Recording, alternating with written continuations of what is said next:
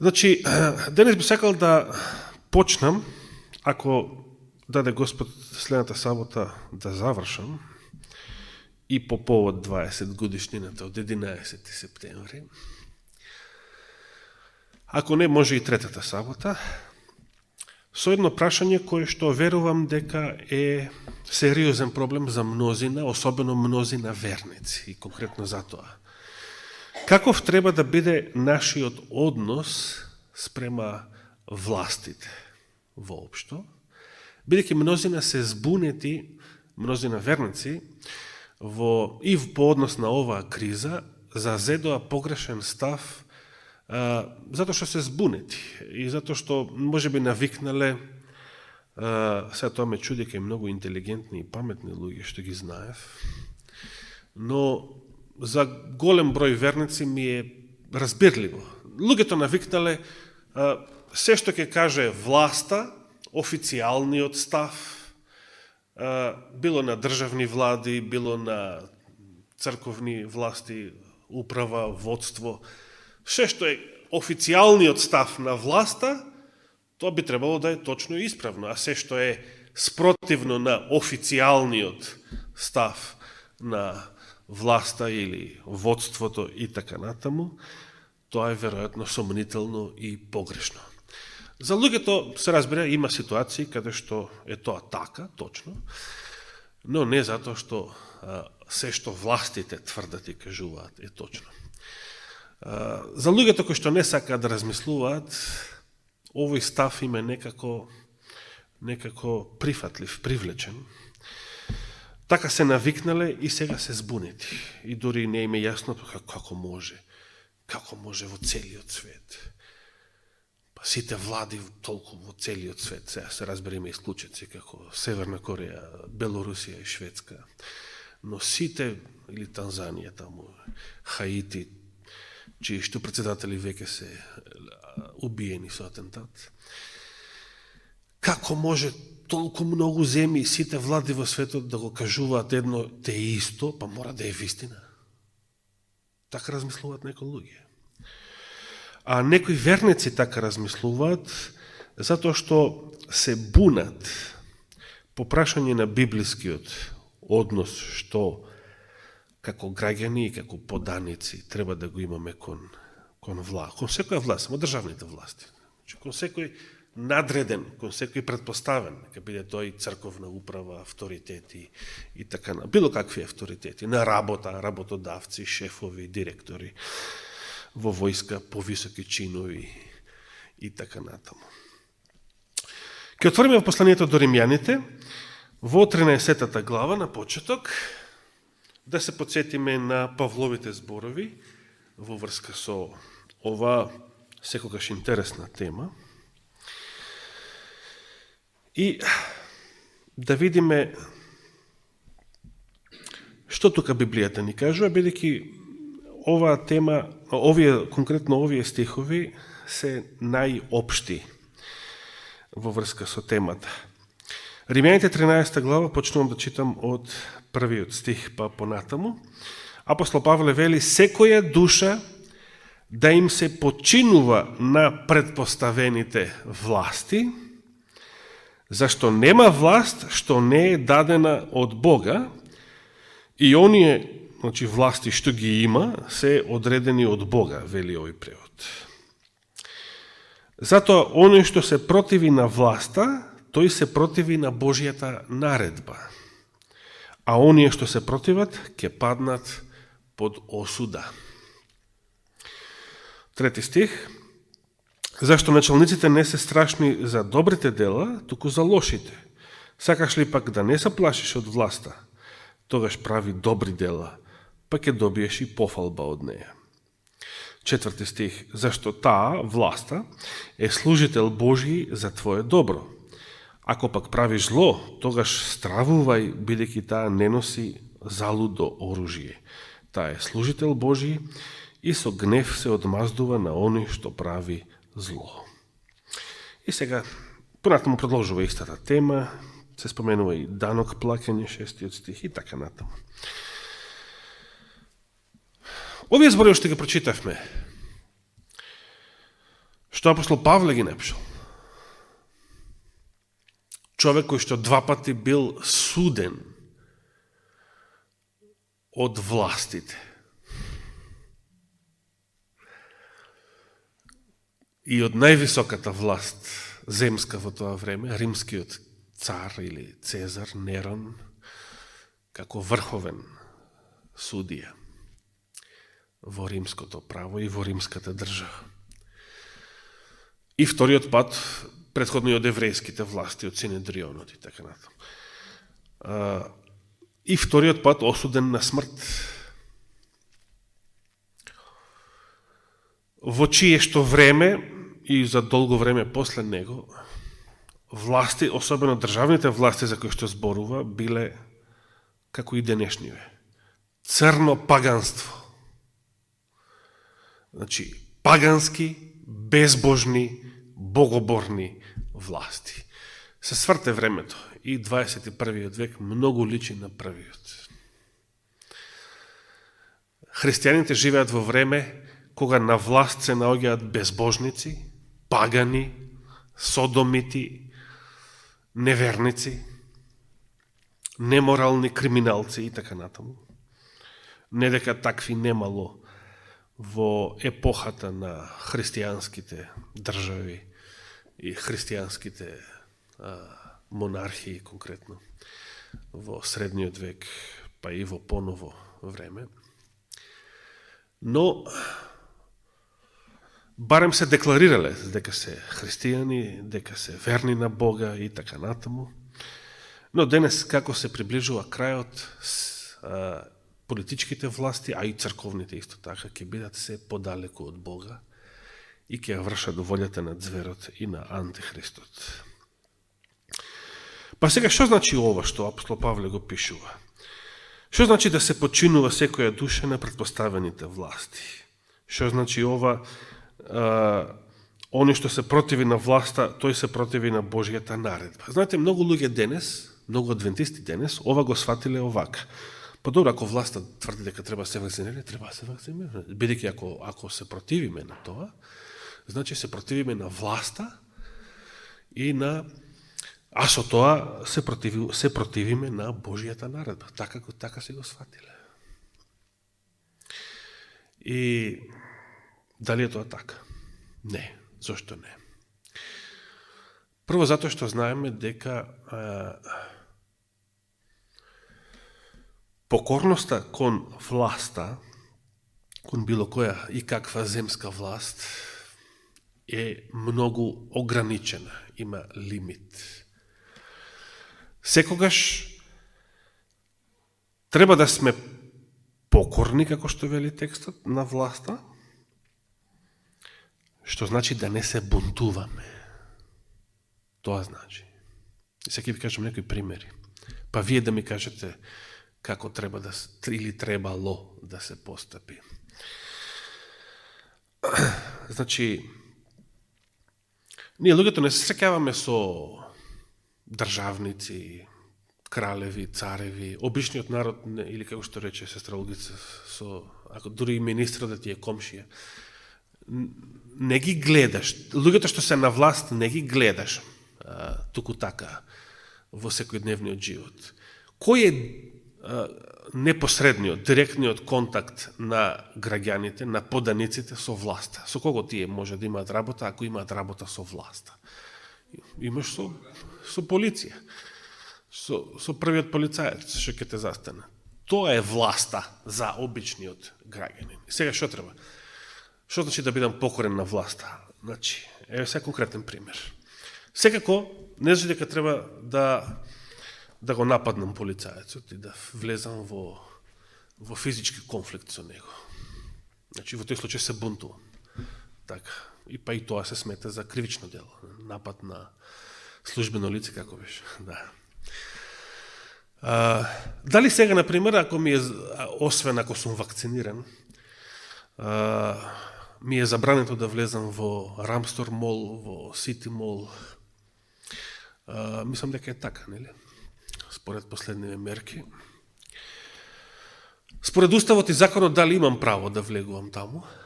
Имам, Дали во државата постои вонредна состојба? Не, што значи, ако не постои вонредна состојба, во сила се што е според редовната состојба, значи, конкретно власта си го крши и својот устав, и своите закони, и нелегитимно, незаконски ја ограничува мојата слобода. И сега тоа е точно, тоа е факт. Знаеме дека на политичариве од било која власт, особено од ова, уставот, грижата за уставот и законите име иста како и грижата за ланскиот снег. Но, и покрај тоа што е сега сето ова точно, дали јас треба да отидам и да применам насилство врз редарите од молот на влезот во тие трговски центри, од затворен тип, и со сила да влезам внатре, ако се обиде да ме спречат, јас да употребам сила против нив. Дали е тоа според овие зборови? Не, точно. Значи, иако е повредено моето граѓанско право, не треба да се бунтувам во смисол зашто да, иако најверојатно јас ќе го извлечам по дебелиот крај од таков судир со полиција или со било кој друг. Но греф е ако нив ги повредам. Тие ли се виновни за ова? Се разбира не. Оние што се виновни не се во мојата юрисдикција.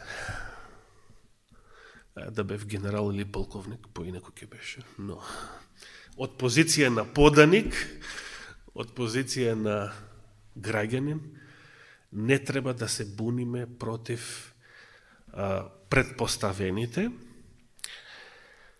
дури и во многу ситуации каде што според уставот и законот имаме право, но не значи дека секогаш треба да се бориме за своето право.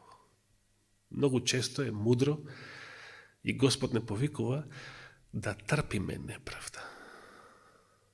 Ако ни се врши неправда, многу и не само од власта неправда, туку и од било кој. Многу пати, многу често е мудро да трпиме неправда. На тоа и не повикува Библијата, нели? Да трпиме неправда. Значи, иако имаме право во некои ситуации, не значи дека секогаш, некогаш, да, но не значи дека секогаш мора да се бориме за своето право. Понекогаш е помудро да трпиме неправда. Затоа и вели Христос, измири се со твојот противник на време, додека не го дадеш последниот динар на суд. Значи, по можност, иако си во право, ако повеќе се исплати, претрпи таа штета, претрпи, ако повеќе се исплати. Да, особено ако е тоа и во интерес на Божиото дело. Значи, повеќе да може би утре да се придобие таа душа за Господа, за спасение и така натаму.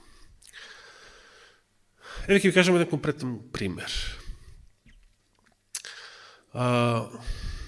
Со брат Миле Павлович, некаде пред 20 на години, не се сеќавам точно кога, се враќавме од колпортажа, не се сеќавам ни од кое село, веројатно беше од Кумановските села, или некое друго во Источна Македонија. И на едно место така возевме по леви патишта. На едно место не застанува воена полиција. Така беше пустелија, рурална област. Не се сеќавам ни точно каде, во која близина беше тоа. И која година беше, одамна беше. Па не знам, во тоа време, дали беше 99-та, која беше свежо бомбардирањето нас, не се сеќавам која беше. Униформирани лица, воени лица, и му рекоа на Миле да отвори багаж, да проверат било све што сакаат. И во багажот што ќе видат купишта верска литература. Нема оружје, нема дрога, нема не знам каков друг компрометирачки материјал. Шверцувана стока и така натаму. Јас и останав да седам на совозачкото седиште. Всушност и така би требало во случај на преглед од страна на униформирани лица. А сеќавам кога го испраќавме брат Миле на аеродром 2001 ноември месец за Америка. Јас, Миле во голфот. Јас, Миле, брат му на Миле и Желјко Бибин, четворица. И таму на аеродромот, во аеродромот на аеродром, на паркингот на аеродромот, полицаец, само што се паркирав, изгаснав мотор и полицаецот тука на лице места сака да не прегледува. Меѓутоа, бидејќи ние веќе стигнавме, значи, така и така се стигнавме, и излегуваме, некако брзо излеговме, сите четворица од голфот и овој се исплаши. Овој се случи како нападнеме, четворица млади луѓе ќе го нападнат. И дури не искара, немате, па почва да му зборя, па ние сме верници, па ова, па он. Немате, па не ви пишува на чело, од кај да знам. Значи, по правило треба да седиш во кола. Да не се случи овие работи, немаше да знам дека така треба. Но назад, кај воениве, овие што не прегледува со Миле тогаш, како му текна на еден, веројатно од незнаење, од погрешни предрасуди, или затоа што не успел да најде нешто компрометирачко. Се што гледа е верска литература во багажот и вели: знаете ли дека ова забрането? И така со авторитетен глас. Јас не можев да издржам, излегувам од колата и јас со заповеднички глас, со строг глас. Како забрането? Знаеш ли дека овде има верска слобода во оваа земја? Прашање, значи, не го нападнав физички, не употребив некаква сила, меѓутоа остро му се спротивставив. Дали бев во право или не? Според овие Павлови зборови. Да. Зошто да? Затоа што не сум го повредил уставот или законите. Го бранам конкретно не толку моето право, туку Божиото право на нашата служба. Како што вели на Вајд. Во последната, ќе го најдам те цитати, ќе го читам следната сабота, меѓу другите што планирам да ги читам. Особено во последното време, во големата криза со жигот на зверот, тоа се уште не е дојдено, од Божиот народ нема да се бара, вели на Вајд, толку да го бранат своето право, своите граѓански права и така натаму. Туку да го бранат Божиото право врз навшата, односно нивната служба. И тоа е битно. Во оваа криза и тоа е исто така многу побитно. Значи, совеста, моите верски убедувања бранат да примам компрометирачки генетски отрови во моето тело, генетска модификација на мојот организам, и да примам средства за кои што знам дека биле развиени со употреба на ткива на абортирани фетуси, што значи се работи за неморален чин. Значи не е во прашање само моје граѓанско право, туку тоа е верска совест, тоа е веќе верско убедување, тоа е престап на Божиот закон и на Божијата волја. Кога е во прашање Божиот закон и Божијата волја, што има предност? Божиот закон или државниот? Се разбира Божиот. И за денес ке завршам со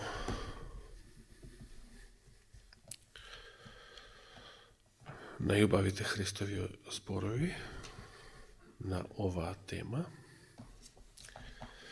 Кога Христос бил искушен од страна на неговите непријатели, дали да се дава данок на Цезарот или не, Матеј 22 глава може да читате,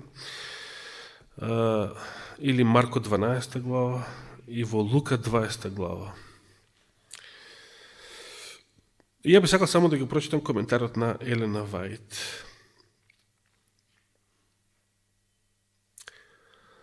Фарисеите секогаш биле иритирани што морале да платат данок на римјаните.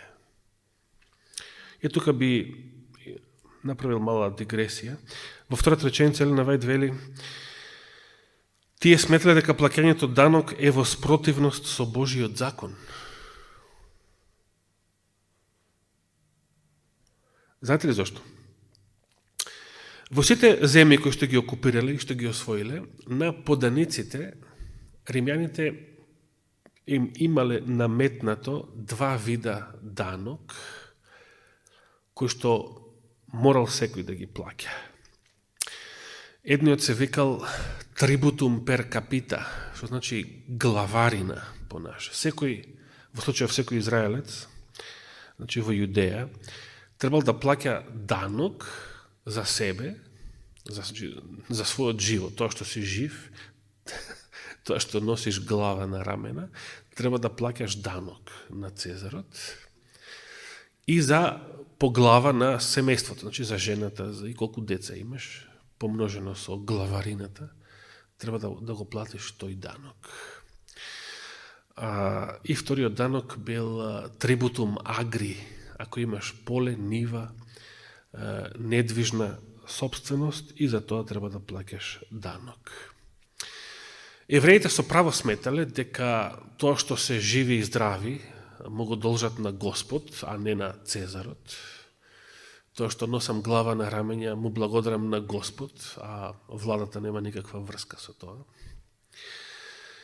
И истовремено, и според многу библиски стихови, земјата не е собственост на Цезарот, туку е Божја собственост. И затоа фарисеите се иритирале многу, евреите воопшто, фарисеите најмногу, зилотите најмногу уствари, што морало да се плаќа данок на римјаните. И сметале дека плаќањето данок е воспротивно со Божиот закон. Сега помислиле дека им се дава можност да му постават стапица на Исуса. Они сметале дека од оваа стапица Исус нема, колку и да е интелигентен и остроумен, од оваа стапица нема да може да избега. Се извлече чудно, се извлече со жената што ја наместивме во прељуба. Каков одговор даде, чудо нешто. Меѓутоа од ова сигурно нема бегање. Шпионите дошле кај него и правејќи се дека се искрени, како да сакаат да дознаат што им е должност, рекле: учителе, знаеме дека право зборуваш и учиш и не гледаш кој е кој, туку вистински поучуваш за патот Божи. Дали е дозволено да даваме данок на Кесарот или не? Значи, демек се прават наивни души, кои што само поставуваат прашање, што еве фарисеи, зилотиве велат дека не треба. Некои други овие иродовците, например, или овие левиве велат дека треба. Садукеите исто така биле многу големи соработници со властите и покорни на нив. Еве ти што велиш? Сметале дека од ова прашање Христос нема да може да се извлече со некој остроумен одговор. Бидејќи прашањето е така поставено да има само два можни одговори. Или да, или не. Ако рече дека треба да се дава данок, тогаш ќе почне да шират пропаганда помеѓу народ, Исус се покорува на властите, значи тој не е патриот, значи и он е со овие левиве и така натаму. И со тоа ќе сакаат да го бутнат неговиот углед помеѓу еврејскиот народ. Ако случајно завземе патриотска позиција и рече дека навистина не треба да се плаќа данок на Цезарот, тогаш ние ќе отидеме и ќе го исцинкариме кај римјаните дека такво нешто кажал.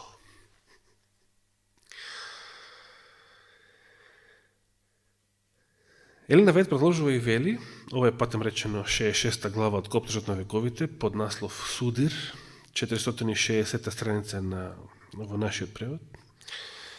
Кога би биле искрени зборовите, знаеме дека право зборуваш и учиш, нели, така му се обратиле, би биле извонредно признание.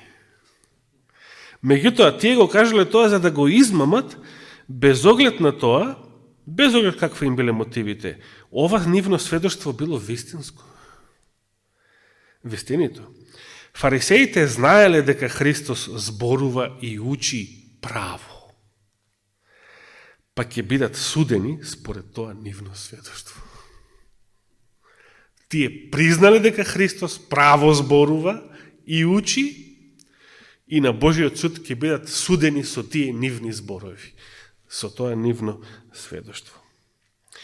Оние што го поставиле тоа прашање на Исуса, мислеле дека доволно ја прикриле својата намера. Меѓутоа Исус ги читал нивните срца како отворена книга и го објавил нивното лицемерство. Така почнал да им одговара. Зошто ме искушувате? Значи, веднаш им става до знање дека ги прочитал нивната вистинска намера, нивните вистински мотиви и ги разголил како лицемери. Давајќи им со тоа знак што не го барале и покажувајќи дека ја прочитал нивната тајна намера. Тие уште повеќе се збуниле кога додал, значи ова воопшто не го очекувале. Покажете ми 1 динари, или римскиот сребрен денариус, кој што имал вредност на цела дневница, како што читавме од другата парабола, и кој што бил користен како даночна монета. Тие му донеле и тој прашал, чија е сликата и надписот на него? Тие рекоа, на царот. Покажувајќи кон надписот на монетата, Исус рекол, тогаш дајте му го царевото на царот, а Божиото на Бога. Уште 2 пасуса. Шпионите се надевале дека Исус директно ќе одговори на прашањето, на еден или на друг начин. Кога би рекол дека давањето данок е спротивно на законот, тие би го пријавили кај римските власти и би го уапсиле за подигање бунт. Меѓутоа во случајот, кога би изјавил дека плаќањето данок е во согласност со законот, тие би го обвиниле пред народот дека се протиставува на Божиот закон. Значи, дека не е патриот и така натаму.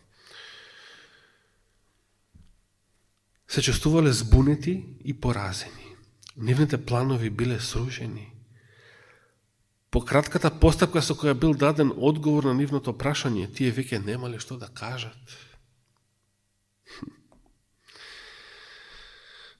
Библијата вели, кога фарисеите го слушнале Христовиот одговор, се зачудија и оставајки го, си замина.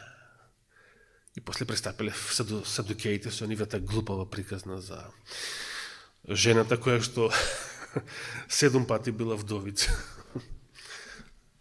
и се премажувала секој пат за друг маж. Па при воскресението чија жена ќе биде? Елена Вајд вели, Христовиот одговор, последните 2 пасуса, Христовиот одговор не бил никакво одбегнување, туку отворен, директен одговор на прашањето.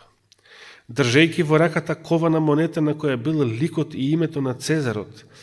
Тој изјавил дека бидејќи живеат под заштитата на римската сила, тие треба на таа сила да ја даваат потпора која што се барала од нив, се додека тоа не се судри со повозвишената должност. А која е таа? Верноста кон Божиот закон. Повозвишената должност.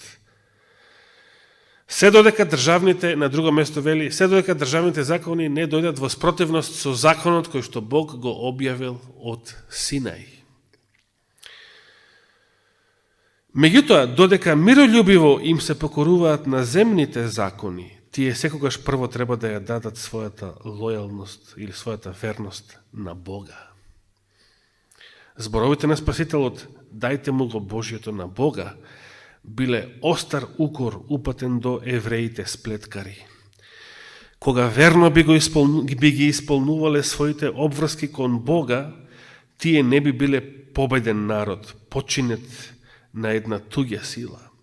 Ниту едно римско знаме не би се веело над Ерусалим, ниту на неговите капии би се наоѓале римски стражи, ниту римскиот намесник би владеел меѓу неговите ѕидини. Еврејскиот народ тогаш плаќал казна заради својот отпад од Бога. Дајте му го царевото на царот. Царот, иако денес не живееме под кралеви и цареви, царот има легитимно побарување, легитимна служба, легитимно право на нашата служба, но многу поголема има Бог. Она што му припаѓа на царот, треба да му го дадеме на царот. Значи, нашата должност спрема земските устав и закони, се додека и тие не се не дојдат во спротивност со Божиот закон. Значи, царевото на царот, се додека царот ми дава слобода да му служам на Бога, да му го давам Божиото на Бога. А ако царот го побара не своето, туку Божиото, да му го дадам нему, тогаш ќе правам греф ако го слушам. И ќе бидам непокорен и непослушен кон Бога. Според тоа, може ли да ви дојде полицаец дома и да ви рече забрането е да имате домашно богослужение, молитвен час, да пеете песни и така натаму?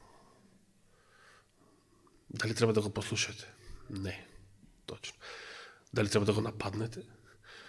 Не. Јас сакам и самиот да се обрзаме вака јавно, бидејќи до сега имам издрано на повеќе полицајци за некои работи,